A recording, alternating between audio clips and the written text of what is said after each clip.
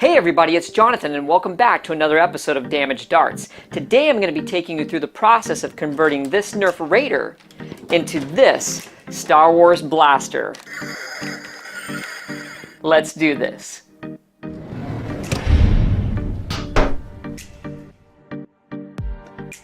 Alright everybody, now to just tell you a little bit about this conversion gun. Granted, it's not an exact replica of any prop you would find in the Star Wars films, but we think it would fit pretty seamlessly into the Star Wars universe, given that it has the characteristic holes along the barrel and that classic Stormtrooper E11 blaster T-track along the venting here. And of course the side clip that you would find on an E11 blaster really gives it that convincing Star Wars look.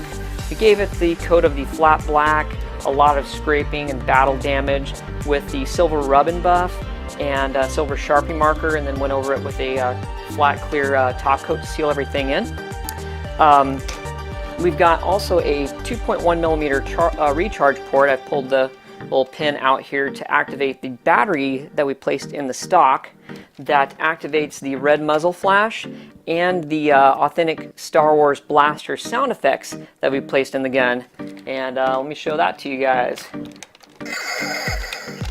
So you can even see that really bright red glow down the barrel, as well as along the underneath the T-track and in the side venting right here. A very bright red flash and great sound effects. So I can hold it down and then let go and then press it again for a second sound. We've also upgraded inside here the power spring with an orange ModWorks 5+ kilogram power spring, and to hold up to that power we also upgraded the catch ring spring to a double strength catch ring spring. So I'm going to go ahead and load up this side clip here with a few darts and send it down range to our Bunker Battle Zones oil can barricade. If you haven't seen a video of that, we actually did a really fun review on that one. Just click the card right here and check that out. Alright, so I have the magazine loaded here, the side magazine with 6 rounds, and we are going to send them down range and show you what this can do.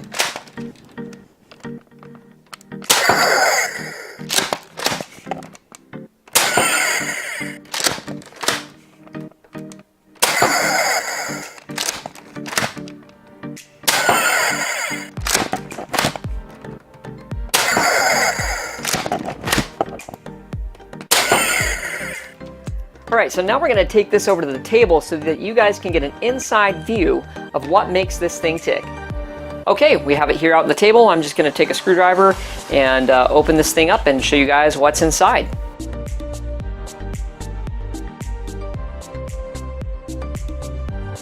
Alright, so I've got everything opened up, and here's the big reveal of what makes things work inside here. Starting off on the stock, I have installed here a 28 millimeter speaker and a speaker holder here. It's kind of like a little drum here to create that extra echo and a really bold, loud sound.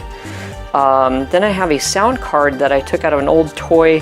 I believe it was like a Star Wars, a Disneyland Star Wars blaster. I found it at a second-hand store, gutted that out, and took out the sound card. It had some LEDs, lighting effects to it as well, so that powered some LEDs.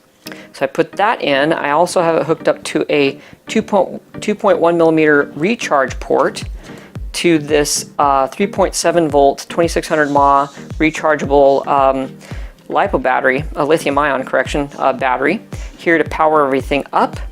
Then I have it all running to these 2 leads that then connect here on this main part of the gun. And I have it a switch puttied here with some JB Weld epoxy putty, so that when the trigger is engaged, it pushes down on that switch, thereby activating the sound card and the lights here, so you get that blaster sound and the red muzzle flash. Then I have, so one of these actually is the lead to the sound card, one of them is to the LEDs that power the lighting right here. For the lighting, I used two super bright Cree LED diodes, red ones. Right here I've got some little LEDs, an LED diode inside of a little plastic lens, and I epoxied it in one red one on this side of the barrel and one on this side of the barrel. That's why you see these two wires here leading across the clamshell.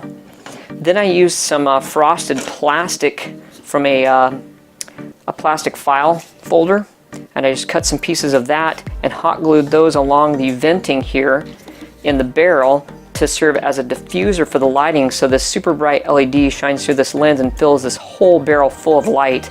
But that's why, like you guys saw, how it just was a really bold light through the whole length of the barrel when things were activated. So it turned out really great, really pleased with that. And in the back here, I've upgraded it with a that's the 5+ kilogram upgrade spring for the Raider from Orange ModWorks. And then right here is this catch ring. That's the double strength catch ring from Orange ModWorks to really hold all this together for that extra firepower in this. So yeah, that's pretty much it. What makes this thing work? Again, I got my battery back here, sound card, speakers, the leads through here. Of course, I drilled a couple little holes, and then the other half connecting right here. And these are micro JST connectors that you can get pretty much anywhere, hobby store, Amazon. Some of this, I'll try and leave a link in the description below on all the parts I used in making this. One other thing about this project is, you may have been thinking, is how we did the T-track. Well, first off, the vented holes, as you can see right up underneath here, you can see them right along there underneath this T-track. I just did a succession of drill bits. I believe I started with, I created a paper template so I could line up, you know, so both sides were even. A couple paper templates, just some holes with some crosshairs in it, and then I took an 1/8 inch drill bit and drilled through there and marked all those, and then I just kind of successively went all the way up the sizes of drills, I believe all the way up to a 1/2 inch drill bit, and then that created the holes, and I used a De-bur tool to clean up all of the shavings in there to just give me some really nice clean holes along the barrel. So I did that with the T-track. This is actually to a off of some gutter guard. I'll leave a link in the description below for that as well. I took some gutter guard, and the sides of the gutter guard basically are a T-track, and so I cut those off and then hit the corners with a heat gun and gave it a slight bend, and I trimmed some I trimmed down so there's each end had a tapered end, so I kind of trimmed the edges off, so gave a tapered end to it, and then I hit the edges with a heat gun and slightly bent it, and then just kind of pressed one end there, and then I kind of had to eyeball it. I think I had one fail and had to chuck that one and try again, but slide that end and then hit this with a heat gun and kind of ever so slowly bend it, so that basically what I was going for is I could just kind of bend this and it would spring back into place and basically anchor itself into that front hole along the barrel there. So it's anchored in this back hole, and then it's anchored firmly in this front hole, and then I did it the same way with this piece of T-track here. So again, yeah, just some gutter guard edges that I trimmed down, bent with some heat with a heat gun, and put them in there. So that's how I got the very Star Wars-esque barrel look to it. Oh, one other thing, on the other end of the stock where the speaker is, I just took a drill and drilled out some holes and made my own venting right there for the speaker, so that sound could really come out when everything was engaged. So there it is. That's what makes this thing work. Alright everybody, thanks again for joining us on the conversion of this Nerf Raider into this Star Wars Blaster. Feel free to like and comment on the video. If you haven't subscribed to our channel already, please consider doing so by clicking on the double D icon below. You'll help us create more cool content for your entertainment and inspiration. And also don't forget to click on the notification bell below so you don't miss out on any of our new videos. Damaged Darts, signing off.